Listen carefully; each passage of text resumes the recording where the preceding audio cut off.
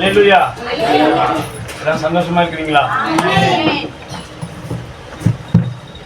இந்த மாசம் உங்க சர்ச்சைக்கு வந்திருந்தானா கடந்த மாசம் உங்க சர்ச்சைக்கு வந்திருந்தானா?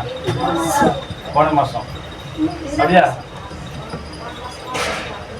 அதுவே உங்களுக்கு வந்து சந்தேகமா இருக்குது. ஏன்னா எனக்கு டேட்லாம் இருக்கு. நான் வேணா வீட்டில் போய் செக் பண்ணி உங்கள் பாசை எடுத்து விடுறேன் எந்த மாதம் வந்தேன்னு. நம்ம அநேக பிரசங்கங்களை கேட்டிருப்போம்.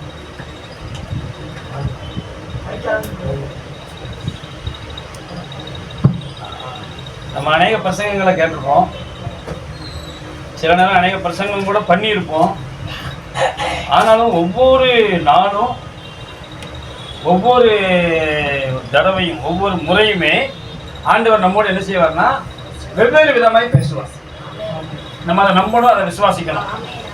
அதாவது ஸ்டேஜ் ஒவ்வொரு நிலைகள்ல இருந்து நம்மளை அப்படியே உயர்த்தி கொண்டு போவார். அது தேவனுடைய காரியம். ஆனால் அதுக்கு நம்ம வாஞ்சிக்கணும். அதை நம்ம விரும்பும்போது ஸ்கூல் பிள்ளைங்க ஃபஸ்ட் ஸ்டாண்டர்ட், செகண்டு, தேர்டு அப்படியே என்ன செய்யுது. அதுக்கப்புறம் ஜாப் கிடைக்கி, ஜாப்புக்கு போனதுக்கப்புறம் சிலர் என்ன செய்வாங்கன்னா ப்ரொமோஷனுக்கு என்ன செய்வாங்க, படிப்பாங்க. அப்படியே ஒன்றுனா கற்றுக்கொள்ளக்கூடிய காரியங்களை தேவன் நமக்கு அந்தந்த காலகட்டத்தில் அந்தந்த நாட்களில் அந்தந்த காலத்துக்கு தகுந்தாற் போல இருக்கிற தேவ பிள்ளைகளை வைத்து நம்மளோடு பேசுவார். அதை நம்ம வந்து ரொம்ப கவனமாக, ஆமாம், எல்லாருமே நீங்கள் இன்னைக்கு தேவன் நம்மோடு பேசுவார்னு சொல்லி நீங்கள் விசுவாசித்து கவனிச்சிங்கன்னா அந்த வார்த்தை உங்களுக்கு பிரியமானவர்களே. ஹல்லேலூயா. ஆமாம், ஜெபத்தை குறித்ததான ஒரு தலைப்பு, நல்ல தலைப்பு. பைபிளில் ஆக சிறந்த தலைப்புகளில் இதுவும் ஒன்று.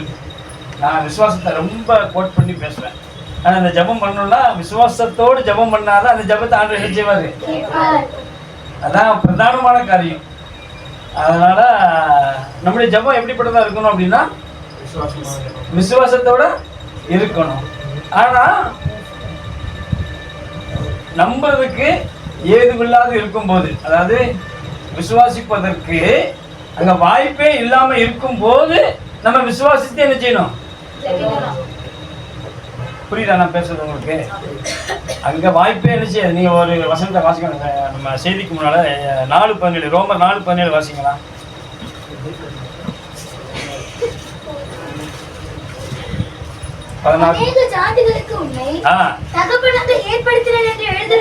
எழுதியிருக்கிறபடி விசுவாசித்தவருமாய் இல்லாதவைகளை இருக்கிறவைகளை போல அழைக்கிறவராய் இருக்கிற தேவனுக்கு முன்பாக நம்ம எல்லோருக்காகவும் தகப்பனானார். தொடர்ந்து வாசிங்க. உன் சந்ததி இவ்வளவா இருக்கும் என்று சொல்லப்பட்டபடியே, அவன் சந்ததி இவ்வளவா இருக்கும் என்று சொல்லப்பட்டபடியே அநேக ஜாதிகளுக்கு தகப்பனாவதை நம்புகிறதுக்கு அவர் சொல்றாரு. அநேக ஜாதிகளுக்கு தகப்பனாவதை நம்புகிறதுக்கு எல்லாம் முடிஞ்சிட்டு ஸ்திரீகளுக்குள்ள வழிபாடு நின்று போயிடுச்சு. அவ்வளவுதான், இனிமே வாய்ப்பு இல்லை. நீங்க மருத்துவத்திட்ட போனீங்கன்னா, நீங்க எந்த அறிவாளிகிட்ட போனாலும் சரிதான், எல்லாம் என்ன டெஸ்ட் எடுத்து பார்த்தாலும் சரிதான். இனி உங்களுக்கு நல்லா புரியுற மாதிரி சொன்ன கற்பப்பை சுருங்கிட்டுன்னு வச்சுக்கணும். அப்படி முடிஞ்சது. கற்பப்பை தன்னுடைய வேலையை என்ன செய்யல, செயல்படல, நிறுத்தி முடிஞ்சு போச்சு. அப்படிப்பட்ட ஒரு சூழல். நீங்க ஆதியாகமத்தில் அப்படி எடுக்கலாம் வாசித்தீங்கன்னா, நான் கிழவனா இருக்க, நான் கிழவியா இருக்கேன்னு தான் அந்த வார்த்தை சொல்லப்பட்டிருக்கும். ஏன் இதை சொல்றேன்னா, நீங்க தொடர்ந்து வாசிக்கலாம். நம்புகிறதுக்கு ஏது அது வாய்ப்பே இல்லை அப்படின்னு சொல்ற இடத்துல கூட நம்பிக்கையோட விசுவாசித்தா, ஆமா, சோர்ந்து போகல. சொன்னது யாரு? அதான் இங்க மேட்ரு. நமக்கு வாக்கு கொடுத்தது யாரு சொல்லுங்களேன்? கர்த்தர். வேற அவருக்கு தான் 1000 நாமங்கள் இருக்க. நல்லா சொன்னா சர்வ. பைபிளே இல்லாத ஒரு வார்த்தையை நான் வந்து எனக்கு தாரும் ஆண்டவரேன்னு கேட்டேன். ரொம்ப காலமா ஆண்டவர்கிட்ட தாவீது துதிக்காத ஒரு வார்த்தை இருக்கா அப்படின்னா எல்லாருக்கும் என்ன வந்துடும், சந்தேகம் வரும். தாவீது அவ்வளவு துதிச்சுட்டான் அப்படிதானே? பைபிளே இல்லாத ஒரு வார்த்தையை எனக்கு தாரும் ஆண்டவரேன்னு கேட்டேன். எப்படி இருக்கு? வேடிக்கை தானே இருக்கும்.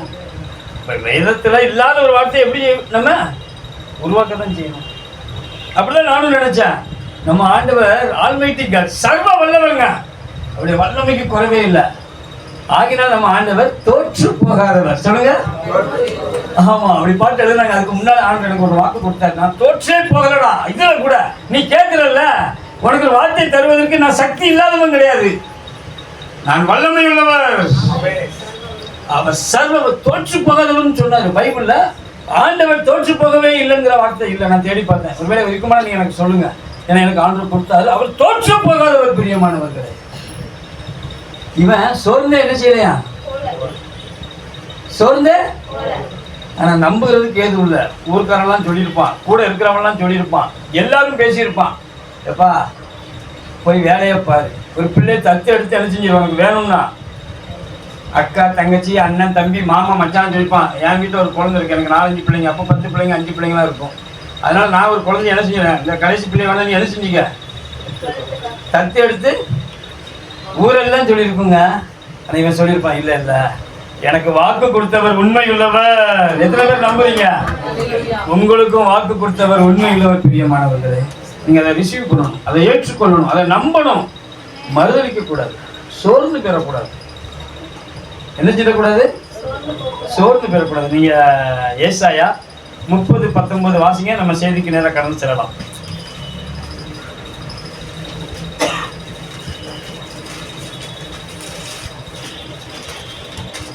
சீயோனை சேர்ந்த ஜனங்கள் எருசலேமில் வாசமாய் இருப்பார்கள். இனி நீ அழுது கொண்டிராய், இனி நீ அழுது கொண்டிராய். கூப்பிடுதலின் சத்தத்துக்கு அவர் உருக்கமாய் இறங்கி சொல்றாரு. ஆண்டவர் சொல்றாரு, இன்னைக்கு உங்களை பார்த்து ஆண்டவர் பேசுகிறார். நீங்க நம்புனீங்கன்னா, விசுவாசித்தீங்கன்னா, இந்த வார்த்தை உங்களுக்கு சொந்தம். பிரியமானவர்களே, இது உங்க வாழ்க்கையில பலிக்கும், அது நிறைவேறும். அவர் சொல்றாரு, சீயோனை சேர்ந்த ஜனங்கள், என் ஜனங்கள் எருசலேமிலே வாசமாய் இருப்பார்கள். இனி நீ அழுது கொண்டிராய். தனிப்பட்ட முறையில் ஒவ்வொரு மனிதர்களையும் ஒவ்வொரு சகோதர சகோதரிகளையும் ஆண்டவர் பார்த்து சொல்கிறார், இனி நீ அழுது கொண்டிராய். இது ஆண்டவருடைய வார்த்தை. பிரியமானவர்களே, அல்லேலூயா. கூப்பிடுதலின் சத்தத்துக்கு அவர் அதோட விடல, அதோட விடல. நம்ம நம்பணும் என்பதற்காக திரும்ப சொல்றாரு, உன் கூப்பிடுதலின் சத்தத்துக்கு அவர் உருக்கமாய் இறங்கி. எப்படி இறங்குவாரா? உருக்கமாய் இறங்குவாராம். பிரியமானவர்களே, நீங்க நம்புனீங்கன்னா, விசுவாசித்தீங்கன்னா, நிச்சயமாய் தேவன் உங்களுக்கு உதவி செய்வார்.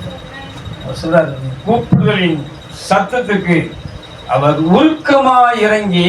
அதை கேட்ட உடனே உனக்கு மறு உத்தரவு அருளுவார். அதை கேட்ட உடனே உனக்கு மறு உத்தரவு அருளுவார். நிச்சயமாய் தருவார். பிரியமானவர்களே, நிச்சயமா நம்ம ஆண்டவர் தருவார். அதான் அவரோட வேலை, அது அவருடைய தன்மை. அப்படி சொல்லிக்கலாம். உதவி செய்கிறது, ஜெபத்துக்கு பதில் சொல்வது, இதெல்லாம் அவரோட தன்மை. அதை அவர் ஒருபோது நினைச்ச மாட்டாரு, விட்டு கொடுக்கவே மாட்டார். ஆனாலும் நம்ம கூப்பிடும் போது சில நேரங்கள்ல என்ன செய்யறதில்ல ஆண்டவர். அப்படியா? இப்ப சத்தமா பதில் கொடுக்கலன்னுட்டீங்களா? நிச்சயமாய் கொடுப்பார், நிச்சயமா கொடுப்பார். ஆனா நம்ம எல்லாரும் அவளால தான் நான் என்ன செஞ்சிட்டேன், கீழே விழுந்துட்டேன். நம்ம பார்த்து நடந்திருந்தா என்ன செஞ்சிருக்க மாட்டோம். தமிழரை வழியில வச்சதுனாலதான், வச்சது தவறா இருந்தாலும் நாம் பார்த்து நடப்பேனே, ஆனால் நான் என்ன செஞ்சிருக்க மாட்டேன்.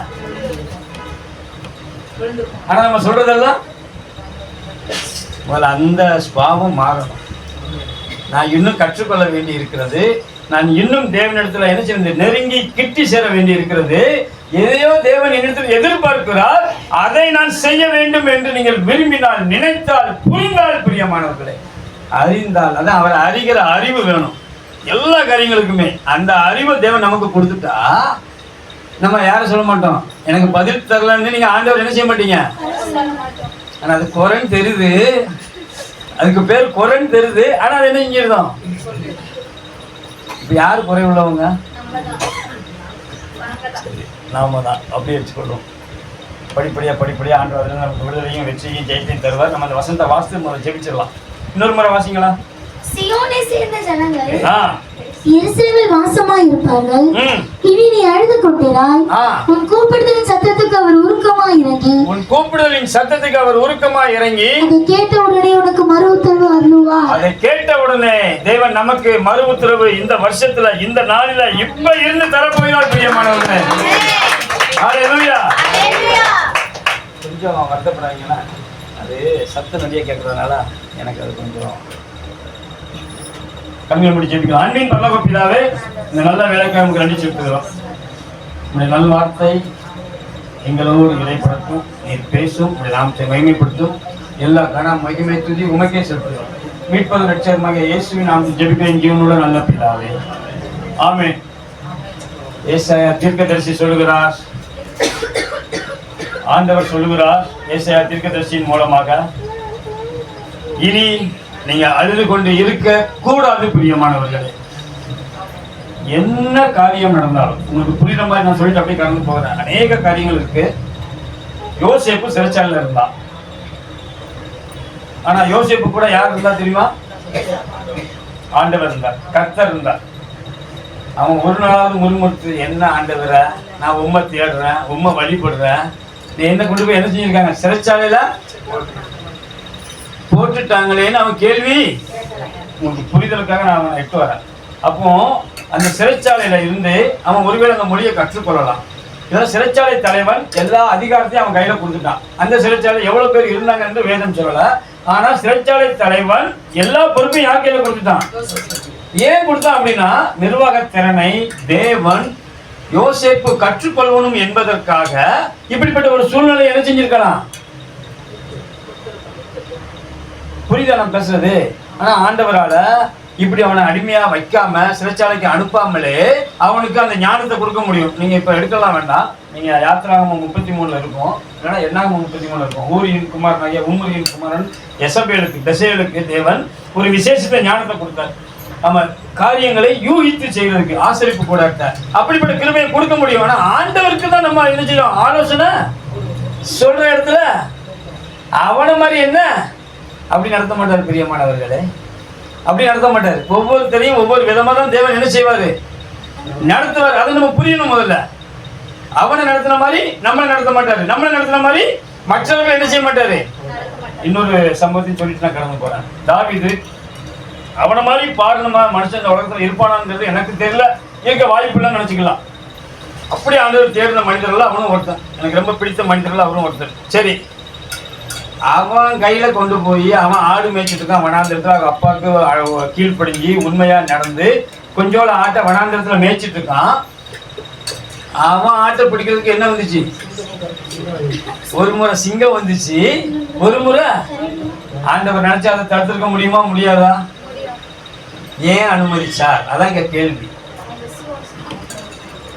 ஏன் அனுமதிச்சார் அப்படின்னா, ஆண்டவருக்கு தெரியும் இந்த சிங்கமும் இந்த புலியும் போனதுக்கு அப்புறம் கோலியாத்துன்னு ஒருத்தன் என்ன செய்வான், வருவான். அவனை பார்க்கும் போது இவனுக்கு பயமே என்ன செய்யக்கூடாது, இவன் எம்மாத்திரம் சொல்லணும், இவன் கால் தூசிக்கு சமன் சொல்லணும்.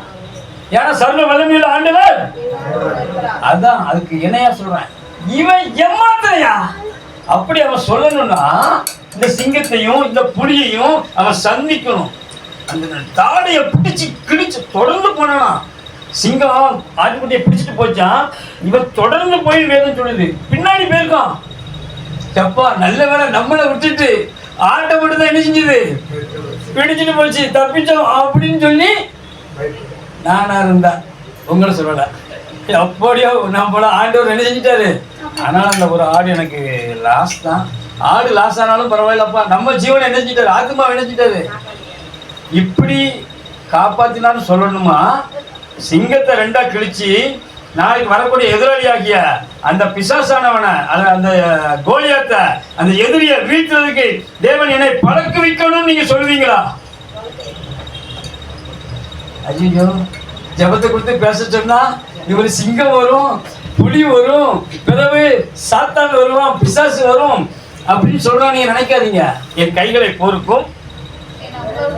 வாசிங்க 144 சங்கீதம் 1 வாசிங்க.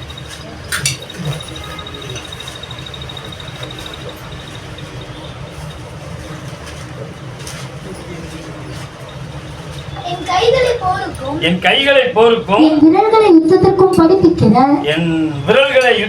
படிப்பிக்கிற என் கண்மலையாகிய கர்த்தருக்கு ஸ்தோத்திரம். சொல்றான் சங்கீதக்காரன் சொல்றான், ஒவ்வொரு தேவ பிள்ளைகளும் சொல்லணும், ஆண்டவர் என்னை படிப்பிக்கிறார், பயிற்சிக்கிறார் என்று சொல்லணும். கார் ஓட்டுறதுக்கு பழகணும்னா, பைக் ஓட்ட பழகணும்னா பசங்களாம் என்ன செய்யணும்? முதல்ல வண்டி எடுத்து ஓட்டுனதான் பழக முடியும். செவி வழியா கேட்டு ஸ்டாண்ட தட்டுங்க, மேலே ஏறி உட்காருங்க, கிக்கரை மிதிங்க, ஸ்டார்ட் பண்ணுங்க, ஆக்சிலேட்டர் கொடுங்க, அல்லது கியரை போடுங்க, கிளச்சை மெதுவா விடுங்க அப்படிலாம் சொன்னா அது செவி வழியா கேட்ட மாதிரி தான் இருக்கும், சொல்லலாம். ஆனா பயிற்சி என்பது நீங்க அது அனுபவத்துல வரும்போது தான் கற்றுக்கொள்ள முடியும். பிரியமானது அதை தான் ஆண்டவர் செய்தார். ஆகையினாலதான் தாமதம். ஒண்ணு, அவன் ராஜா வருவதற்கு, இவன் பார்வோனுக்கு இணையா வருவதற்கு தாமதமானதுக்கு காரணம் அவன் என்ன செஞ்சான்? கற்றுக்கொள்ள வேண்டிய காரியங்களை தேவன் அனுமதித்தார். அதை அவன் என்ன செஞ்சான்? சந்தோஷத்தோடு, புன்முறுவலோடு, முறுமுறுமுக்காம, எதிர்க்காம, புலம்பாம, எனக்கு பதிலே தர முடியாது, அவருக்கு காது இருக்கா இல்லையான்னு ஆண்டவர் பத்திய தப்பாலாம் என்ன செய்யல, பேசாம இருந்தான். இது ஒரு காரணம் வச்சுக்கிடுவோம். ரெண்டாவது, சில நேரங்கள் நம்முடைய விண்ணப்பம் எப்படி இருக்கணும்னா, நீங்க வாசிக்கலாம், யாக்கோபு 4ஆம் அதிகாரம் 3, 4, 5. நீங்கள் விண்ணப்பம் பண்ணியும் இல்ல 2 வாசிங்க. நீங்கள் இச்சித்து உங்களுக்கு கிடைக்கவில்லை. நீங்க விரும்பி இச்சித்து சில காரியங்களை கேக்குறீங்க, அது கிடைக்கல. நீங்கள் கொலை செய்தும் பொறாமை உள்ளவர்களாய் இருந்தும் அடையக்கூடாமல் போகிறீர்கள். நீங்கள் சண்டையும் யுத்தமும் பண்ணியும் நீங்கள் விண்ணப்பம் பண்ணாமல் இருக்கிறதுனாலே, இந்த சண்டையும் யுத்தமும் பண்றவங்க விண்ணப்பம் பண்ணுகிறது இல்லைங்கிறாங்க. ஏன்னா அவங்க விண்ணப்பம் பண்ணாலும் அந்த விண்ணப்பத்தை தேவன் விண்ணப்பமாவே என்ன செய்யறது இல்ல, ஏற்றுக்கொள்வது இல்ல, அங்கீகரிக்கிறது. அதான் அர்த்தம். விண்ணப்பம் சண்டையை பண்ணி கொலை செய்து, அல்லது மனுஷ கொலைபாதகன் யாருன்னா தன் சகோதரனை வீணனு சொல்றவன் என்ன செய்யறானா, எரிநகரத்துக்கு. ஆமா, நீங்க மத்திய சுவிசேஷம் 5ஆம் அதிகாரம் வாசிக்க வேண்டாம், 44, 43 இருக்கும், 33 இருக்கும். அதை நம்ம பிறகு வாசிக்கலாம். அதனால இவர் சொல்றாரு, நீங்கள் விண்ணப்பம் பண்ணாமல் இருக்கிறதுனாலே உங்களுக்கு என்ன செய்யறது இல்ல, கிடைக்கிறது இல்ல. அதான் சித்திக்கிறது, நீங்க உங்களுக்கு பெற்றுக்கொள்வது இல்ல. நீங்கள் விண்ணப்பம் பண்ணியும் உங்கள் இச்சைகளை நிறைவேற்றும்படி உங்க விருப்பத்துக்கு ஒரு திட்டம் போட்டுறது. எனக்கு இப்போ யோசேப்பு உள்ள இருந்துட்டு என்ன செய்யறது, அவரே ஒரு திட்டம் போட்டுறது, ஒரு பிளான் வச்சிருது. இந்த மாதிரி நடந்தா எனக்கு இந்த ரூபா வந்தா, இந்த காரியம் நடந்தா, இந்த காரியங்கள் எல்லாம் எனக்கு தேவன் வாய்க்க பண்ணிட்டா. உங்க பிளான ஆண்டவர் அங்கீகரிக்கணும்னு அர்த்தம் கிடையாது, அவசியமும் கிடையாது. நீங்க தெரிவிக்கலாம், அவ்வளவுதான். ஆனா ஆண்டவருக்கு ஒரு பிளான் இருக்கு. எந்த வயசுல என்ன காரியத்தை உங்களுக்கு செய்யணும் என்று, அந்த வயசுல அந்த காரியத்தை தேவன் உங்களுக்கு செய்வார் நிச்சயமா. அதை நீங்க விசுவாசிக்கணும். ஆனா அதுக்கு மாறா, அதுக்கு எதுல நீங்க ஒரு திட்டம் போடுறோம் இல்லையா, நம்ம ஒரு பிளான் போட்டு, எனக்கு கவர்மெண்ட் வேலை கிடைச்சிட்டுனா, இன்கிரிமெண்ட் கூடிட்டுனா, 50,000 வந்துட்டுனா, டெய்லி 5,000 ரூபாய்க்கு என்னுடைய வருமானம் இன்க்ரீஸ் ஆயிட்டா, இது போதும் அப்படி நீங்க நினைச்சிட்டு இருக்கீங்களா? ஒரு ராத்திரில உங்க ஐஸ்வர்ய சம்பரணம் ஆக்க முடியும் ஆண்டவரால். ஒரு ராத்திரி போதும். பிரியமானவர்களே, யோசேப்பு கனவுல கூட நினைச்சிருக்க மாட்டான் பார்வோனுக்கு அடுத்த இடத்துக்கு நம்ம போகணும். கனவுல இல்ல, நினைச்சு கூட பார்த்துக்க முடியாது. தாவீது கனவுல கூட, தூக்கத்துல வனாந்தரத்துல படுத்திருக்கும் போது, ஆடுகளை மேய்ச்சிட்டு இருக்கும் போது, சொப்பன கனவுல கூட அவன் என்ன செய்ய மாட்டான், ராஜாவாகணும்னு. ஆனா கொண்டு போய் சேர்த்தாரா இல்லையா? ஒரு ராத்திரி தான் ராஜா ஆள் அனுப்பி கட்டவிழ்க்க சொன்னா, அவனை யோசேப்பை கூட்டு போனாங்க, எல்லாம் மாத்துறாங்க, கொண்டு போய் ராஜாமான நிப்பாட்டாங்க. ராஜா சொன்னா, தேவ ஆவியை பெற்ற உன்னை போல ஒரு மனுஷன் கிடையாது, நீ தான் நான் தான் நீ. பார்வோன் நான் மட்டும் ராஜாங்கத்துல மட்டும் தான் நான் இருப்பேன், சிங்காசனத்துல மட்டும் தான் நான் இருப்பேன், மீதி எல்லா அதிகாரமும் உனக்கு தான். உன் பெர்மிஷன் இல்லாம, உன் அனுமதி இல்லாம எவனும் கை கால அசைக்க கூடாதுன்ட்டான். அந்த சட்டம் போட்டான். அப்படியே வார்த்தை இருக்கு, உன் அனுமதி இல்லாம ஒருவனும் கைய கால அசைக்க கூடாது. கொசு கடிக்கனா கூட அவன்கிட்ட போய் கேட்டு வந்து அடிக்க முடியும். ஏன் இதை சொல்றான் அப்படின்னா, அந்த அளவுக்கு பவரை கொடுத்துட்டாரு ஆண்டவர். அது அவருக்கு எம்மாத்திரம். ரொம்ப எளிது பிரியமானவர்களே, ரொம்ப ஈஸி, ரொம்ப. ஆனால் சொல்றாரு, நீங்கள் விண்ணப்பம் பண்ணியும் உங்கள் ஆசையை, இச்சையன்னு போட்டிருக்கு இல்லையா, உங்க விருப்பத்தை, மற்றவங்களுக்கு முன்னாடி நான் இப்படி போகணும், அப்படி போகணும், அவ வாங்கிட்டா நான் வாங்கணும், அவங்க வாங்கிட்டாங்க நானு, அப்படிப்பட்ட சூழலுக்குள்ள நீங்க என்ன செஞ்சிடாங்க. எனக்கு தேவைன்னா தேவன் நிச்சயமாய் தருவார், நீங்க விசுவாசிங்க. பிரியம், அங்கதான் ஆண்டவங்க மேல பிரியப்படுவார். தேவன் சந்தோஷப்படுற பரலோகம் உங்களை உற்று நோக்குகிறது பிரியமானவர்களே. ஒவ்வொரு அசைவையும் நோக்குது. உங்களுடைய கண்ணீரை அவர் கணக்கில் வச்சிருக்கிறார். உங்களுடைய கண்ணீரை கணக்கில் வச்சிருக்கிறார் பிரியமானவர்களே. நீங்க ஏன் பயப்படணும்? நீங்க பயப்பட வேண்டிய அவசியமே இல்லை. திரும்ப வாசிங்க தொடர்ந்து. உங்கள் இச்சைகளை நிறைவேற்றும்படி செலவழிக்க வேண்டும் என்று தகாத விதமாய் விண்ணப்பம் பண்ணுகிறபடியினால், தகாத விதமாய் யார் விண்ணப்பம் பண்ணாலும் தேவன் அந்த ஜெபத்தை என்ன செய்ய மாட்டார்? பெற்றுக்கொள்ளாமல் இருக்கிறீர்கள். ஒருவேளை அவர் கேட்டா பதில் தர மாட்டார். அதை நீங்க அறிவிட்டு உறுதியா நீங்க சொல்லலாம். வேதம் அப்படிதான் சொல்லுது. நீங்க தகாத விதமாய் பிறனுக்குள்ள யாதொன்றையும் என்ன செய்யக்கூடாது, அப்படிதான் வேதம் சொல்லுது. அத மாதிரி அதை விட மேலான வீடு கட்டணும்னு நீங்க சொல்லலாம். ஆனா அந்த இடம் வேணும், அந்த வீடு வேணும், அந்த பொருள் வேணும், அந்த இது வேணும். பிறனுக்கு சொந்தமான எந்த பொருளையும், உயிருள்ள உயிரற்ற எதுவா இருக்கட்டும், பிறனுக்கு சொந்தமானதுன்னா நீங்க அதை என்ன செய்யவே கூடாது, கேட்க கூடாது, இச்சிக்க கூடாது, ஆசைப்படக்கூடாது, விரும்பக்கூடாது. பெரியமானவர்களே, அது ரொம்ப ஜாக்கிரதையா இருக்கணும். சிந்தனையில கூட ஒருவேளை இதுவரைக்கும் அப்படிப்பட்ட சூழல்ல நீங்க கடந்து வந்திருந்தா இனி அப்படி என்ன செஞ்சாங்க, அதை விட மேலான ஆண்டவன் தருவார். அதை விட சிறந்ததை ஆண்டவரால் என்ன செய்ய முடியும், தர முடியும். தொடர்ந்து வாசிங்க. பெற்றுக்கொள்ளாமல் இருக்கிறீர்கள் விபச்சாரரே. பாருங்களா, யாக்கோபு எழுதுறாரு. யாருக்கு எழுதுறாரு? முதல் வசனம் வாசிங்க. யாக்கோபு 1:1 வாசிங்க.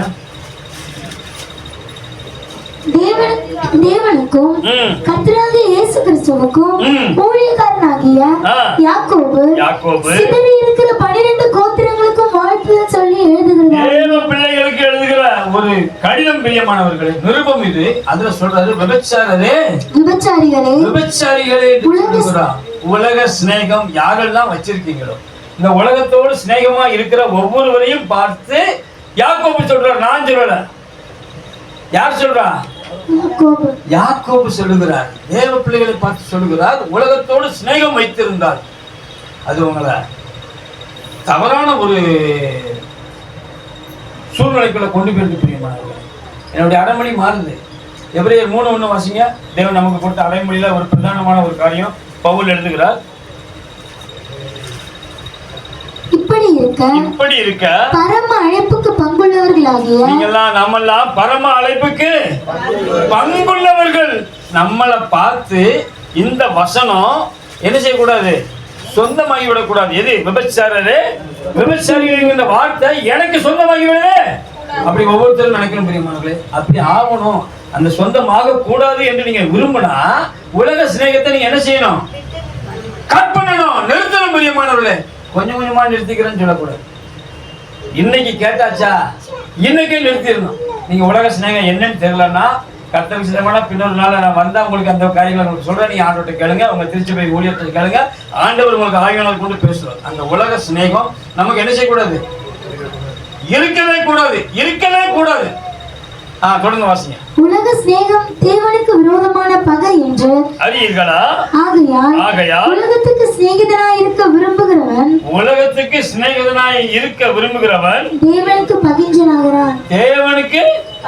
பகைஞனாகிறான் என்று வேதம் சொல்கிறது. நீங்க தேவனுக்கு சிநேகிதன் ஆகணும்.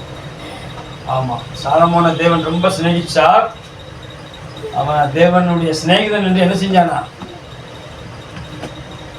ஏதாவது விழிக்கிறீங்களா? ஆபிரகாம் தானே அப்படி சொன்னாங்க. அந்த நீங்க என்ன சாலமோனை போய் சொல்றீங்களான்னு பாக்குறீங்களா? சாலமோன் அப்படி சொன்னாங்களா, சொல்லலையா? கேளுங்க. நெகேமியா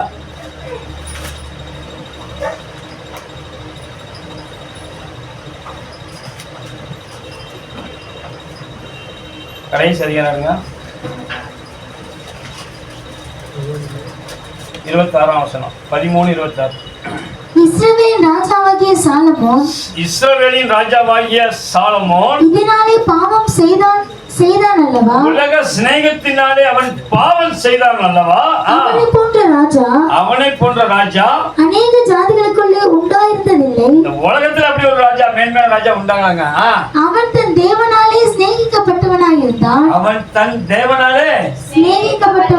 ரொம்ப சிநேகிச்சார் பிரியமானவர்களே, ரொம்ப சிநேகிச்சார். ஆபிரகாம் தேவனுடைய சிநேகிதன் என்று எண்ணப்பட்டான். இவனை ரொம்ப சிநேகிச்சார். ஆனா இவன் என்ன செஞ்சிட்டான்? 27 வாசிங்க. நீங்கள் மறுஜாதியான ஸ்திரீகளை அதுல பின்பகுதி வாசிங்க. சிநேகிக்கப்பட்டவனா இருந்தால் தேவன் அவனை இஸ்ரவேல் அனைத்தின் மேலும் ராஜாவாக வைத்தார். இஸ்ரவேல் அனைத்தின் மேலும் ராஜாவாக வைத்தார். அப்படிப்பட்டவனையும் மறுஜாதியான ஸ்திரீகள் பாவம் செய்ய பண்ணினார்கள். உலக சிநேகம் பாவம் செய்ய பண்ணிட்டு பிரியமானவர்கள். உலக சிநேகம். அதனால இது மட்டும் ஸ்திரீகளுடைய சிநேகம் மட்டும் நீங்க நினைச்சுறாங்க. இன்னும் உலகத்துக்கு அடுத்த ஒத்த காரியங்கள் மட்டும் காணப்படுமானா நீங்க அவைகள் இருந்து விடுதலை அடையணும். அது வந்து வெற்றி சிறக்கணும். வெற்றி சிறக்கும் பொழுது தேவன் உங்களுக்கு நிச்சயமா என்ன செஞ்சிருவாரு? உங்களுடைய ஜெபத்துக்கு பதில் தருவார். புரியுதா உங்களுக்கு? இப்ப வாசிங்களேன், நம்ம எப்பொழுதுமே ஆண்டவர்கிட்ட என்ன கேட்கிறோம் அப்படின்னா நம்முடைய தேவைகளை கேட்கிறோம். ஒரு சின்ன சாட்சி சொல்லி நான் அப்படி கடந்து சொல்றேன். எனக்கு 2022 நான் ஒரு இடம் வாங்கலாம்னு பிளான் பண்ணேன். நான் என்னுடைய நண்பர் ஒருத்தர் ருத்ராஜும் திருவள்ளூர் தாண்டி ஸ்ரீபெரும்புதூர்லாம் தாண்டி ஒரு இடத்த போய் பார்த்துட்டு வந்தோம்னா அந்த இடத்துல ஒரு பெரிய மெயின் ரோடு வருது. ஆகையினால அந்த இடம் நல்லா டெவலப் ஆகும். அதை நம்ம என்ன செய்யலாம், வாங்கி போட்டால் ஃபியூச்சரில் என்ன செய்யும், நல்லா இருக்கும், நம்முடைய வாழ்க்கைக்கு அது பிரயோஜனமாக இருக்கும், நம்ம பிள்ளைகளோட எதிர்காலத்துக்கு நல்லா இருக்கும் அப்படின்ட்டு போய் பார்த்தேன். பார்க்கும்போது ஆண்டவர் என்னோட பேசினாரு, வீட்டையும் வயலையும் கூட்டுறவனுக்கு ஐயோ அப்படி ஒரு வசனம் இருக்கு பைபிளில், ஏசாயால.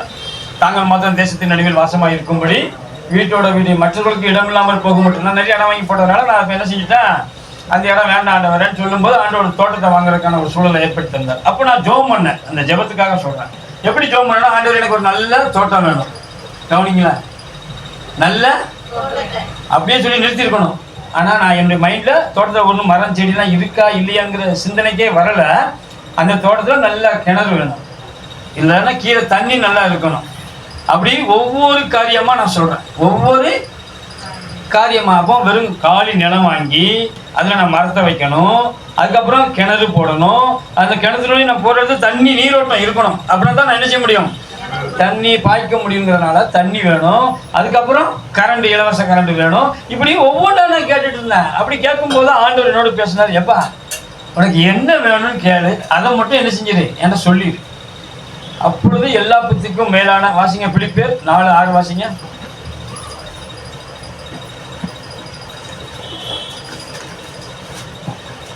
நீங்கள் ஒன்றுக்கும் கவலைப்படாமல் எல்லாவற்றையும் குறித்து உங்களுடைய விண்ணப்பங்களை ஸ்தோத்திரத்தோடு கூடிய ஜெபத்தினாலும் வேண்டுதலினாலும் தேவனுக்கு தெரியப்படுத்துங்கள். நீ என்ன சொன்னா போதும்ங்கறாரு. என்ன சொல்றாரு? சொன்னா தெரியப்படுத்தினா போதும்னா என்ன அர்த்தம்? ஆண்டவர் இதெல்லாம் என் பிளான்ல இருக்கு, உமக்கு சித்தமானா இவ்வளவுதான்.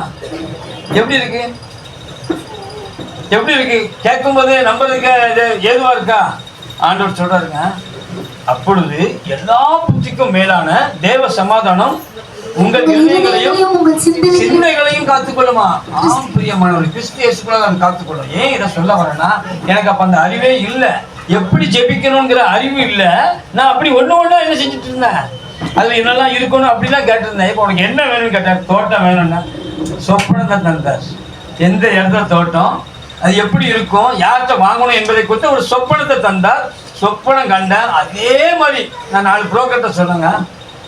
அழகான 1 ஏக்கர் 35 சென்ட் தூத்துக்குடி மாவட்டத்தில், தூத்துக்குடியில் கொடையன்கர்சன்கிற ஒரு பக்கத்தில் இருக்கிற கிராமம், ஒரு 10 கிலோமீட்டர் இருக்கும், அவ்வளோதான். கடலுக்கு ஒரு 8 கிலோமீட்டர்ல நிலத்தடி நீர் பார்த்தீங்கன்னா 8 அடி கூட இருக்காது. நீரோட்டம் எவ்வளவு இருக்கு? 8 அடி தண்ணி. தோண்டல தண்ணி வந்துடும். வருஷத்துல 6 மாதம் வாய்க்கால தண்ணி ஓடும். நான் என்னோட தோட்டத்துல 30 தென்னை மரம் இருக்குது, 10 தேக்கு மரம் இருக்குது. ஒரு மரமே இன்னைக்கு 1 லட்ச ரூபா போகும். 10 தேக்கு மரம், 2 மாமரம் இருக்கு. நான் ஏன் இதை உங்கள்கிட்ட சொல்ல வரேன்னா, ஜெபம் எப்படி இருக்கணும் அப்படின்னா தேவனுக்கு பிரியமானதா இருக்கும். அவர் எதிர்பார்க்கிற மாதிரி இருக்கணும். நம்ம ஒரு திட்டம் போட்டு, நான் ஒரு பிளான் போட்டு ஒண்ணு ஒண்ணா ஏன் கேட்கணும்? ஒட்டுமொத்த தோட்டம் கேட்டா முடிஞ்சு போச்சு. நான் காலி மனையை தான் கேட்கிறேன். 1 ஏக்கர் 30, 2 ஏக்கர் இப்படி இடம், அதுல நான் தோட்டத்தை என்ன செய்யணும், உருவாக்கணும். அந்த வேலை உனக்கு வேண்டாம். நீ கட்டாத, நீ நட்டாத, நீ செய்யாத எல்லாவற்றையும் உனக்கு நான் தரேன் என்று ஆண்டவர் சொன்னார். பிரியமானவர்களே, அந்த மரம்லாம் வச்சு 15 வருஷம் இருக்கும். தேக்கு மரம் நான் வாங்கினே 15 லட்ச ரூபாய்க்கு தான். எனக்கே ஆச்சரியமா இருந்துச்சு.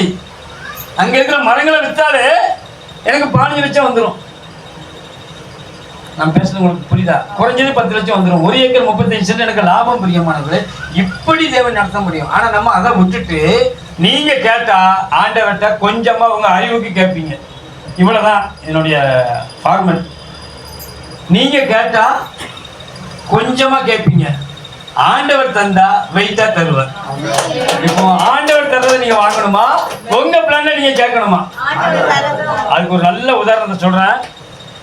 நீங்க எபேசியர் இதை வாசிட்டு நம்ம போயிடலாம். 3ஆம் அதிகாரம் 20ஆம் வசனம் வாசிங்களா? நாம் வேண்டிக் கொள்ளுகிறதற்கும் சொல்றாரு, நீங்க வேண்டிக் கொள்வதற்கும் நினைக்கிறதற்கும் மிகவும் அதிகமாய், வேண்டிக் கொள்வதற்கும் நீங்க நினைச்சு கூட பார்க்க முடியாது. யோசேப்பு நினைச்சு கூட பார்த்திருக்க மாட்டான் பார்க்கணுக்கு ஒப்பா போகும்னு. தாவீது நினைச்சு கூட பார்த்திருக்க மாட்டான் நான் ராஜாவாவேன் என்று. அதான் சொல்றாரு, வேண்டுவதற்கும் நினைப்பதற்கும் மிகவும் அதிகமாய் நமக்குள்ளே கிரியை செய்கிற வல்லமையின்படியே. அவர் உங்களுக்குள்ள கிரியை செய்கிற அவருடைய வல்லமை அவ்வளவு பெரியது. போதும், உங்களுக்கு அவர் செய்ய வல்லவரா இருக்கிறார் என்று முடிக்கிறார் எபேசியருக்கு. இப்போ ஒரு சம்பவத்தை மட்டும் சொல்றேன். இளைய குமாரன் இருந்தா, பெரிய மூத்த குமாரன் இருந்தா, எல்லாருக்கும் தெரியும். லூக்கா எடுங்க 15ஆம் அதிகாரம். அவன் என்ன செஞ்சிட்டான், அப்பாட்ட இருந்து என் சொத்தை கொடுங்கன்னு சொல்லி என்ன செஞ்சிட்டான், பிரிச்சு வாங்கிட்டு போயிட்டான். போய் எல்லாத்தையும் இழந்து பண்ணி சாப்பிட்ற தவிட கூட அவனுக்கு கிடைக்கல. அதை வச்சு என் வயிற்ற நிரப்ப அவன் எப்படி இருந்தானா ஆசையா இருந்தான்னு சொல்லுது. நீங்க வீட்டுல போய் வாசிங்க, லூக்கா 15 இருக்கு.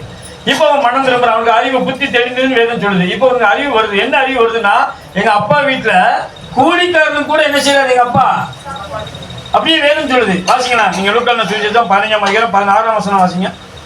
அப்பொழுது பஞ்சகத்திற்கிற தீவட்டினாலே தன் வயிற்றை நிரப்ப ஆசையா இருந்தான். ஒருவனும் அதை அவனுக்கு கொடுக்க பண்ணி திங்கிற தவிடு கூட ஒரு மனுஷனுக்கு அப்பாக்கு கீழ்ப்படினா கிடைக்காது. அது பின்னர் நாள பார்க்கலாம். அவனுக்கு புத்தி தெளிந்த போது, இப்போ அவனுக்கு அப்படி அறிவு வருதான், ஞானோதயம் ஆகுது, புத்தி தெளிது. எங்க பட்டினி பசி, நம்ம ஆடு மாட்டுக்கு பண்ணிக்கு கிடைக்கிற உணவு கூட அவனுக்கு கிடைக்கலன்னு என்ன வருது, அறிவு வருது, புத்தி தெளிந்து அவன் தன் தகப்பனுடைய கூலிக்காரர் இல்ல என் தகப்பனுடைய கூலிக்காரர் எத்தனையோ பேருக்கு பூர்த்தியான சாப்பாடு இருக்குது, நானும் இங்க பசினால சாகிறேன் அவன் நினைச்சிட்டான். நினைச்சிட்டு இப்போ ஒப்பிட்டுக்கோங்க, மகன் அப்பா ஆண்டவர் நம்ம அப்படி சொல்றான். ஆண்டவரே தொடர்ந்து வாசிங்க. நான் எழுந்து என் தகப்பனிடத்திற்கு போய் தகப்பனே, பரத்துக்கு விரோதமாகவும் உமக்கு முன்பாகவும் பாவம் செஞ்சிட்டேன். இனிமேல் உம்முடைய குமாரன் என்று சொல்லப்படுவதற்கு நான் பாத்திரன். அவன் சொல்றான், நான் வந்து ரொம்ப தப்பு பண்ணிட்டு தன்னை தாழ்த்துகிறான். உம்முடைய கூலிக்காரரே, அவன் சொல்றான் வேலைக்காரன் சொல்லல, வேலைக்காரனா பெர்மனன்ட் ஸ்டாப் அப்படி வச்சுக்கோங்க, கவர்மெண்ட் ஜாப் மாதிரி. வேலைக்காரன்னா பெர்மனன்ட், அவனுக்கு வீடு இருக்கும் எல்லாம் இருக்கும். கூலிக்காரனா அப்பப்போ போய் கூப்பிட்டு வருவாங்க. அங்கே எங்கேயாவது இந்த குளத்துல பார்க்கறதுக்கு நிற்பாங்க இல்லையா, அந்த கார்னர்லாம், அந்த மாதிரி போய் கூப்பிட்டு வருவதுன்னா அடிமைன்னு வச்சுக்கோங்க. அவனுக்கு வேலைக்காரன் மாதிரி நடத்த முடியாது. பஸ் டிரைவர் யாராவது ஒருத்தர் போய் அடிச்சுட்டா வண்டியில என்ன செஞ்சிடும், நடு ரோட்ல கவர்மெண்ட் ஜாப் மாதிரி. அவன் வேலைக்காரனா நான் வரேன்னு சொல்லல, நான் எப்படி வரேன்னா மகன் விண்ணப்பம், மகனுடைய வேண்டுதல் கேட்டுக்கங்க. மகனுடைய நம்முடைய அறிவு குறை உள்ளது. நான் கேட்டா கூலிக்காரனா கேட்பேன். ஆனா அவரு என்ன புத்திரனாவே ஏற்றுக்கொண்டார். பிரியமானவர்களே, போதும். அவர் எப்படி ஏற்றுக்கொண்டார்? இதான் அவர் தேவன். அவர் சம்பூர்ணர், ஐஸ்வர்ய சம்பூர்ணர். அவர் இரக்கத்தில் ஐஸ்வர்யம் உள்ளவர். அவர் ஜபத்துக்கு பதில் தருகிறவர். ஆனா என்னுடைய ஜபம் எப்படிப்பட்டதா இருக்குது வாசிங்க. 6:6 மத்தியம் முடிச்சிடலாம் டக்கு டக்குன்னு.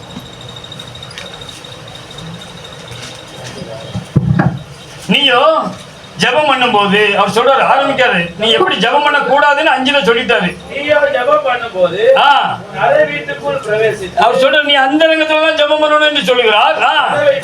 பூட்டி அந்த உன் பிதாவை நோக்கி, யாரை நோக்கி? பிதாவை நோக்கி அப்பொழுது பார்க்கிற உன் பிதா வெளியரங்கமாய் உனக்கு பதிலளிப்பார். அவர் சொல்லிட்டாரு ஒரே வார்த்தை. உங்களுடைய ஜெபம் எப்படிப்பட்டதுன்னா மிக கருத்துள்ளது. ஐயா சொன்னாங்களா, யாக்கோபு கடைசி 5:17 சொல்லப்பட்டு எடுக்க வேண்டாம். 5:17 சொன்ன மாதிரி எப்படி இருக்கணும், கருத்தா இருக்கணும். அப்படி சொல்லுவோம், அறை வீட்டுக்குள்ள போ. எந்த கருத்துக்காக நீங்க ஜெபம் பண்ணாலும், தேசத்துக்காக ஜெபம் பண்ணாலும், சபைக்காக ஜெபம் பண்ணாலும், ஊழியத்துக்காக ஜெபம் பண்ணாலும், ஒரு உதாரணத்துக்காக சொல்றேன். வீட்டுல தனி ஜெப வாழ்க்கை எப்படி இருக்கோ சிலருக்கு தெரியாது. ஆனா ஆலயத்துக்கு வந்துட்டாங்கன்னா, பாஸ்டர் ஐயா இருந்தாங்கன்னா, ஊழியக்காரங்க மற்றவங்க ஜனங்கள்லாம் இருந்தாங்கன்னா, இவங்க ஜெபம் பண்ணுவாங்க பாருங்க. நான் சொல்ல மாட்டேன், குறை சொல்றது நம்முடைய வேலை இல்லையே. ஏன் இதை சொல்றேன்னா, அதெல்லாம் உங்க வீட்டுல காட்டணும். எங்க தனி ஜெபத்துல காட்டணும். அதிகாலையில எந்திரிச்சு ஜெபிக்க சொல்றாரு வேதத்துல. ஆண்டவர் சொல்றாரு, சங்கீதக்காரன் சொல்றான், நான் குறித்த ஜாமங்களுக்கு முன்னால எந்திரிச்சிருவேங்க, நான் காலையில எந்திரிச்சு ஜெபம் பண்ணுவேங்க, இரவும் பகலும் ஜெபம் பண்ணுவேங்க. ஆண்டவரே லூக்கா 18ல சொல்றாரு, இரவும் பகலும் தம்மை வாசிங்க. லூக்கா 18:7 வாசிங்க. இயேசுவானவர் தம்ம பிறந்து இந்த பூமியில வாழ்ந்துட்டு இருக்கும் போது சொன்னத அவன் இயேசுவானவர் பிறக்க முன்னாலே செஞ்சுட்டான். 88:1 சங்கீதக்காரன். நீங்க லூக்கா 18:7 வாசிங்க முதல்ல. அந்தபடியே தேவன் தம்மை நோக்கி இரவும் பகலும் கூப்பிடுகிறார். அவர் சொல்றாரு, இரவும் பகலும் நான் சொல்லிக்கிறேன், இரவும் பகலும் என்ன செய்யணுமா? கூப்பிடணும்னு சொல்றாரு. ஆனா பிலிப்பியர்ல சொன்னாரு, நீ தெரியப்படுத்தினா போதும். எதை செய்யறது? இரவும் பகலும் கூப்பிடுறதா? எனக்கு இதெல்லாம் வேணும் ஆண்டவரேன்னு சொல்லி போய் நாங்க எழுதி கொடுத்துட்டாலும் சொல்லிட்டு அறிவிச்சுட்டு சும்மா இருந்துடுறதா? இரவும் பகலும் ஜெபம் பண்ணணும், இதான் மெய்யான வார்த்தை. ஆனா எப்படி தெரிவிக்கணும்னா விசுவாசத்தோட எனக்கானதை மட்டும் நான் இச்சித்து என்ன செஞ்சிடக்கூடாது, கேட்டக்கூடாது. மற்றவர்களுக்காக ஜெபிக்கணும், பிறருக்காக ஜெபிக்கணும். யோபு சிநேகிதருக்காக ஜெபிச்சான். இதே போல இந்த பூமியில் இருக்கிற அத்தனை பேருக்காக நம்ம ஜெபிக்கணும். பிரியமானவர்களே, ஒவ்வொருவருக்குள்ளும் தேவனுடைய ராஜ்யம் வரணும்னு சொல்லி நீங்க ஜெபிக்கணும். அதுதான் ஜெபம். அதைத்தான் இரவும் பகலும் என்ன செய்யணும்? நான் சொல்றது உங்களுக்கு புரியுதா? உங்க ஜெபம் நீங்க உங்களுக்காக கேட்க வேண்டியதை கேளுங்க. எப்படி கேட்கணும்னா தெரிவிக்கணும், அவ்வளவுதான். அதோட முடிச்சிருங்க. அப்ப எல்லா பத்திக்கும் மேலான தேவ சமாதானம் உங்களோட இருதயத்தையும் உங்க சிந்தையை ஆளுகை செய்யும் போது நீங்க ஒரு ஜெபம் பண்ணுவீங்க. என்னதுமா? பரமண்டலத்தில் எங்கள் பிதாவே, உம்முடைய நாமம், உம்முடைய ராஜ்யம் எங்க வரணும்? ஒவ்வொரு தனி மனிதனுக்குள்ள தேவனுடைய ராஜ்யம் வரணும். பிரியமானவர்களே, நீங்க ஜெபிக்கணும். அப்படி அந்த ஜெபத்தை நீங்க பண்ணும் பொழுதுதான் உங்க ஜெபத்துக்கு பதில் வரும். நான் இதுவா சொல்லல, நீங்க அதை புரிஞ்சீங்கன்னா உங்களுக்கு நல்லா இருக்கும். யோபு சிநேகிதருக்காக என்ன செஞ்சான்? வேண்டுதல் செஞ்சான். ஆண்டவர் சொன்னால் இரவும் பகலும் தம்மை நோக்கி கூப்பிடுவாங்க. தெரிந்து கொள்ளப்பட்ட விஷயத்தில் அவர் என்ன செய்ய மாட்டாரா? சும்மா இருக்க மாட்டார். பிரியமானவர்களே, அமைதியா இருக்க மாட்டார். அப்ப ஜெபிக்க சொல்றாரு. எப்படி ஜெபிக்க சொல்றாரு? நம்முடைய ராஜ்யம் வரட்டும் ஆண்டவரே, உங்களுடைய ராஜ்யம் ஒவ்வொரு தனி மனிதன் இந்த பூமியில நைஜீரியாவில் இருக்கிற ஜனங்களுக்காக நீங்க ஜெபம் பண்ண முடியும். இதான் ஜெபம். பிரியமானவர்களே, ஆண்டவர் எதிர்பார்க்கிறார். டெய்லி நீங்க அதை ஜெபம் பண்ணி பாருங்க. உங்களுடைய ராஜ்யம் இந்த பூமியில் இருக்கிற ஒவ்வொருவருக்குள்ளும் வரட்டும் சொல்லுங்க. உங்க சொந்த பந்தத்துக்குள்ள வரட்டும் சொல்லுங்க. உங்களுடைய உறவுகள்கிட்ட சொல்லுங்க. உங்க அப்பாவோட சந்ததிகள்ல வரட்டும், ஒவ்வொருவருக்குள்ளும் வரட்டும் சொல்லுங்க. என்ன வரணும்? உங்களுடைய ராஜ்யம் என்ன தெரியுமா? அவருடைய ஆளுகை வரும். பிரியமானவர்களே, அவன் மனம் திரும்புவான். அது உள்ள குடிகாரன் இருப்பான், அது உள்ள பூமியில விபச்சாரக்காரன் இருப்பான், வேஷத்துல மட்டும் இருப்பான், கொலைகாரன் இருப்பான், கைதி இருப்பான், எல்லாம் இருப்பான். நீங்க அதை செய்ய முடியும். அந்த ஜெபத்தை ஆண்டவர் சொல்றாரு, இரவும் பகலும் தம்மை நோக்கி கூப்பிட வேண்டும் என்று சொல்லுகிறார். நீங்க எனக்காக, தனக்காக, தோட்டத்துக்காக, நம்முடைய இச்சையை நிறைவேற்றுவதற்கு, ஆசையை நிறைவேற்றுவதற்காக மாத்திரம் அல்ல. உங்களுக்கு புரியும் நினைக்கிறேன். அவருடைய ராஜ்யம் யாருக்குலாம் வரணும்? இந்த பூமியில பிறந்திருக்கிற ஒவ்வொருவருக்கும். அப்படி நீங்க திறப்புல நிக்கிறீங்க தெரியுமா? நீங்க அப்படி ஜெபம் பண்ணீங்கன்னா நீங்க எங்க நிக்கிறீங்க? உங்களை நம்பி ஆண்டவர் கொடுத்துருக்காரு. நிறைய காரியங்கள் உண்டு. மணியை பார்க்கும்போது அது கட்டாயமா? ஆமா, ஒரு மனிதனுடைய ஜெபத்தை ஆண்டவர் கேட்கல. அவன் பெரிய தேவ மனுஷன். நான் கொஞ்சம் சுருக்கமா சொல்லி முடிச்சிருந்தேன். அந்த தேவ ராஜ்யம் வரணுமா? அதுக்கப்புறம் சொல்றாரு, உங்களுடைய சித்தம் பரமண்டலம் செய்யப்படுவது போல பூமியில எங்க செய்யப்படணும்? பூமியில இருக்கிற ஒவ்வொரு மனிதனுக்குள்ளும். பிரியமானவர்களே, அவனுக்குள்ளே செய்யப்படணும்னா எனக்குள்ள, என் மனைவி பிள்ளைகளுக்குள்ள செய்யப்படணும். நீங்க ஜெபம் இருப்பீங்களா? இதுதான் ஜெபம். ரொம்ப எளிமையா சொல்லிட்டு இந்த ஜெபத்தை ஆண்டவர் கேட்கணும்னா நீங்க ஒரு காரியம் செய்யணும். என்னன்னா, மோசே பெரிய தேவ மனிதன். பைபிள்ல வசனம் சொல்லுவாங்க, பாட்டுல எழுதிட்டாங்க, மோசே என்னும் தேவ மனிதன் பசும்பொன் போல விளங்கினும் கானான் போகல. ஏன் அவன் போகல அப்படின்னா, அவனை போல ஒரு நல்ல தேவ மனுஷன் இல்லை. அப்படிதான் வேதம் சொல்லுகிறது. நீங்க எபிரேயர் 3:5 வாசிங்களா?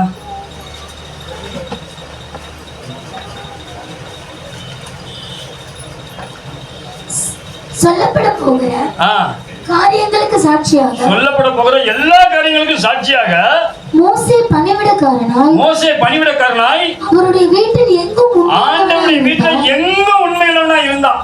அவன் உண்மையிலே உண்மை உள்ளவங்க. அவனை ஆண்டவர் குறித்து சாட்சி சொன்னார். இப்ப நீங்க என்ன 20 அதிகாரம் வாடுங்க, 12 இதை மன்னிக்கணும். என்னாகமம் யாருக்கு?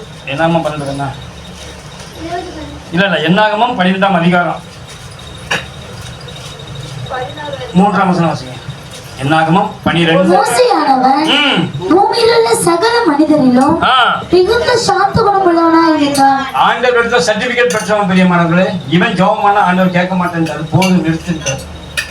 போதும் அது எவ்வளோ வேதனையான காரியம், உண்மையில நடந்த சம்பவம். உபாகமம் 3 எடுங்க.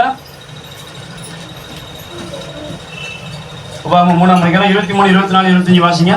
வேகமா இருக்கு, நான் வாசிக்கிட்டா. அக்காலத்திலே நான் கர்த்தரை நோக்கி, கர்த்தராகிய ஆண்டவரே, நீர் உமது அடியனுக்கு உமது மகத்துவத்தையும் உமது வல்லமையுள்ள கருத்தையும் காண்பிக்க தொடங்கினீர். வானத்திலும் பூமியிலும் உம்முடைய கிரியைகளுக்கும் உம்முடைய வல்லமைகளுக்கும் ஒப்பாக செய்யத்தக்க தேவன் யார்? அதுக்கப்புறம் சொல்றேன், ஆண்டவரே, நான் கடந்து போய் யோர்தானுக்கு அப்புறத்தில் உள்ள அந்த நல்ல தேசத்தையும் அந்த நல்ல மலையையும் லீபனோனையும் பார்க்கும்படி உத்தரவு கொடுத்தார். செபிச்சான் பிரியமானவர்களே, வேண்டுதல் செய்தான். கர்த்தரோ உங்கள் நிமித்தம் என்ன கோபம் உண்டு, எனக்கு செவி கொடாமல். இப்ப சங்கீதம் 66, 18 வாசிங்க. 18, 19 வாசிங்க. என் இருதயத்தின் அக்கிரம சிந்தை கொண்டிருந்தேன். ஆண்டவர் எனக்கு செவி கொடார். அடுத்தது, மெய்யாய் தேவன் எனக்கு செவி கொடுத்தார். இங்க சொல்றான், சங்கீதக்காரன் சொல்ல எனக்கு செவி கொடுத்தார். இங்க சொல்றான் மோசே, ஆண்டவர் எனக்கு என்ன செய்யல.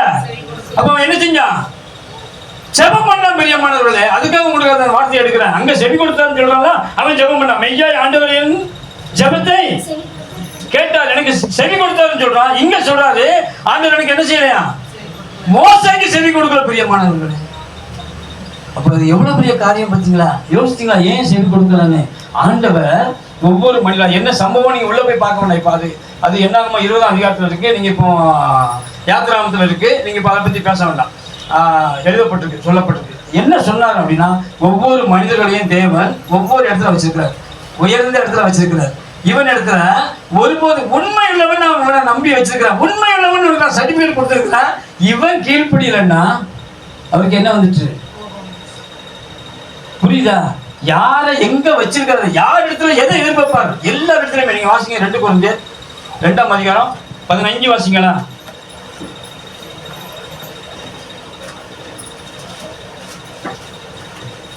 ரட்சிக்கப்படுகிறவர்களுக்குள்ளேயும் கெட்டு போகிறவர்களுக்குள்ளேயும் நாங்கள் தேவனுக்கு கிறிஸ்துவின் நற்கன்னமா இருக்கிறோம் என்று சொல்கிறான் பவுல். இவன் அப்படி இருக்க வேண்டியவன். யார் இடத்துல ஆண்டவர் எதிர்பார்க்கிறார், இவன் இடத்துல என்ன நான் எதிர்பார்க்கிறேன், இவன் இப்படி உங்க இடத்துல உங்களை நம்பி உங்களை எப்படி உயர்வா வச்சிருக்கிறாருங்கிறத நீங்க அறிஞ்சிட்டீங்கன்னா, நீங்க போய் சின்ன சின்ன காரியங்களுக்கு தேவனத்துல நினைச்ச மாட்டீங்க. அப்படிதான் சொல்லிட்டாரு, வேண்டுவதற்கும் நினைப்பதற்கும். இப்ப வாசிங்க மத்திய சுவிசேஷம் 6ஆம் அதிகாரம் 8ஆம் வசனம் வாசிங்க.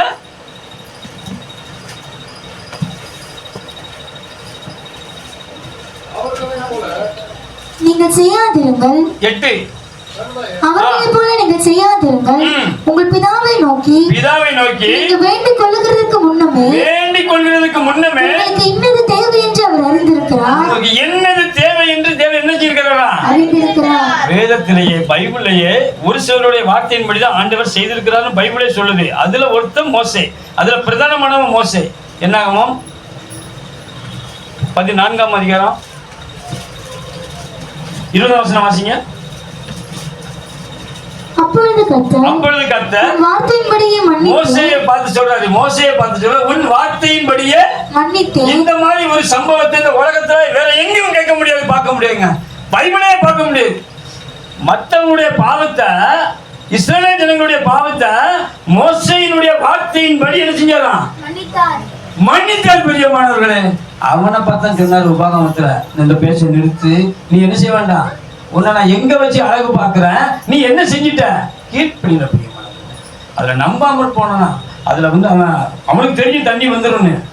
இஸ்ரவேல் ஜனங்கள் இவனை ஆவியை விசனப்படுத்திட்டாங்க. ஆகையினால என்ன செஞ்சிட்டான்னா பதறி பேசினான் என்று வேதம் சொல்கிறது. அந்த இடத்துல அவன் பேசின சம்பவம், தண்ணியை புறப்பட பண்ணுவோமோ என்று சொல்லிட்டான். ஆண்டவர் சொல்ற, என்ன நீ பரிசுத்தம் பண்ண வேண்டிய இடத்துல நீ பரிசுத்தம் பண்ணல, ஆகையினால கேட்கலன்னு சொல்லுங்க. என்னன்னா மோசே தேவமணியனால மாற்றுக்கிறதே இல்லை. அவனுக்கே அவன் செவி கொடுக்காம நிறுத்தி பேசுறாரு. சம்பாஷண பிரியமானவர்களே, அப்படி ஒரு மனுஷன் தேவனோடு மனுஷனோடு இந்த அளவுக்கு பேசியது இல்லை. அப்படி பேசி அவன் பேசுறான். ஆண்டவரோடு பேசும்போது கேட்கிறான், ஆண்டவரை நான் போய் பார்க்கிறேன்னாரு. நீ போய் பார்த்தது போதும், அவனுக்கு அப்பவே பைனாக்குலர் வாங்கி கொடுத்துட்டாரு. இப்போ உள்ள பைனாக்குலர்ல கண்ணுக்குள்ள லென்ஸ் வச்சுட்டாருங்க. அத்தனை காணொலி அவன் பார்த்தான். நான் விசுவாசிக்கிறேன். ஆண்டவர் காட்டினாரு. பிஸ்காவின் கொடுமுடிக்கு கூட்டு போய் அவனை கொண்டு போய் என்ன செஞ்சாரு, இவன் உள்ளதான் போகல, ஆனா எல்லாத்தையும் என்ன செஞ்சிட்டான், பார்த்தான் பிரியமானவை. இஸ்ரவேல் ஜனங்கள் சுதந்திரிக்க போகிற தேசத்தை அவனுடைய கண்களால் அவன் என்ன செஞ்சிட்டான் பார்த்தான். ஆனாலும் நான் என்ன சொல்ல வர்றேன், அவர் செவி கொடுக்க சித்தமுள்ளவராய் இருக்கிறார். இரவும் பகலும் ஜெபிக்கணும். அதான் சங்கீதம் 88:1 வாசிங்க. இயேசுக்கு வர முன்னாலேயே அவன் சொல்லிட்டான், நான் இரவும் பகலும் ஜெபிக்கிறேன்னு. சங்கீதக்காரன் சொல்றான் பாருங்க, சங்கீதம் 88:1. என் ரட்சிப்பின் தேவனாகிய கர்த்தாவே, இரவும் பகலும் உம்மை நோக்கி கூப்பிடுகிறேன். அவன் சொன்னான், என் ரட்சிப்பின் தேவனாகிய கர்த்தாவே, நான் எப்படி கூப்பிடுறேன்? இரவும் பகலும். நீங்க அப்படி இரவும் பகலும் சோர்ந்து போகாம, லூக்கா 18:1 இருக்கு, சோர்ந்து போகாம கூப்பிடணும் பிரியமானவர்களே. நீங்க அந்த புரிதலுக்குள்ள வந்துட்டீங்கன்னா, என்னை கற்றுக்கொள்ள தேவன் ஏதோ ஒன்று எனக்கு கற்றுக்கொள்ள என்னை நடத்துகிறார் நீங்க நினைச்சிட்டீங்கன்னா, மன்னிக்கணும் சிலரை. அந்த மன்னிப்பு நீங்க மன்னிச்சாதான் சில காரியங்கள் உங்களுக்கு ஆசீர்வாதம் வரும். நீங்க மன்னிக்கணும்னு என்ன செய்ய மாட்டாரு. யோவான் 20:23 வாசிங்க.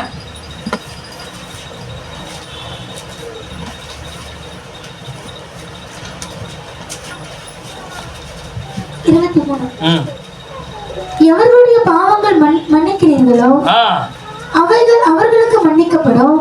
எவர்களுடைய பாவங்களை மன்னியாது இருக்கிறீர்களோ அவைகள் அவர்களுக்கு மன்னிக்கப்படாதிருக்கும் என்றார். ஆண்டவர் நிறைய காரியங்கள் வச்சிருக்கிறார். நீங்க மன்னிச்சா உங்களுக்கும் தேவன் என்ன செய்வார்? மன்னிப்பார். அவர்களுக்கும் மன்னிப்பார். பிரியமானவர்களே, நீங்க சில காரியங்களை செய்ய தவறிட்டீங்கன்னா அது உங்களுடைய ஆசீர்வாதத்துக்கு பெரிய பெரிய பெரிய இடங்களா இருக்கும். ஆகவே தம்மை நோக்கி கூப்பிடுறவர்களாகிய ஆமா ஒவ்வொரு தாம் தெரிந்து கொண்ட ஒவ்வொரு ஜனங்களுக்கும் அவர் பதில் கொடுக்க உண்மையும் நீதியும் உள்ள தேவனாக இருக்கிறார். இப்ப ஒரே வசந்த வாசித்து முடிச்சலாம். அதே 30:19 ஏசாயா வாசிங்க. இனி நீ அழுது கொண்டிராய், ஜனங்கள் எருசலேமில் வாசமாய் இருப்பார்கள். இனி நீ அழுது கொண்டிராய்.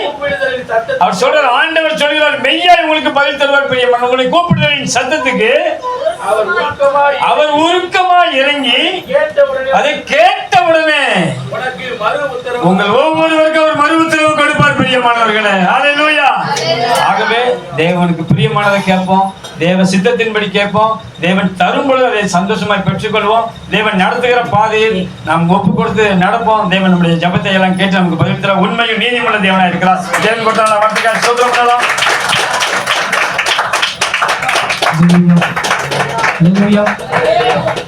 முதலாவது நாளிலே கூட நல்ல வார்த்தை கேட்டு கர்த்தர் திரும்ப பாராட்டினார்.